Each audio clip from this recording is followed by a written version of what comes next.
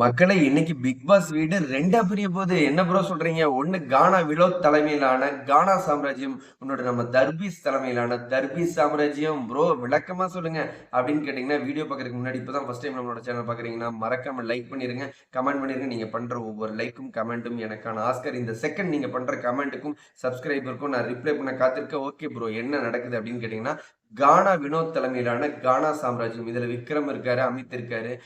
அந்த பக்கம் வந்து பாத்தீங்கன்னா நம்ம தர்பீஸ் தலைமையிலான தர்பீஸ் சாம்ராஜ்யம். இந்த வாரம் கோலாகல கொண்டாட்டமா பிக் பாஸ் வீடு காமெடிக்கு பஞ்சம் இல்லாம இருக்க போகுது.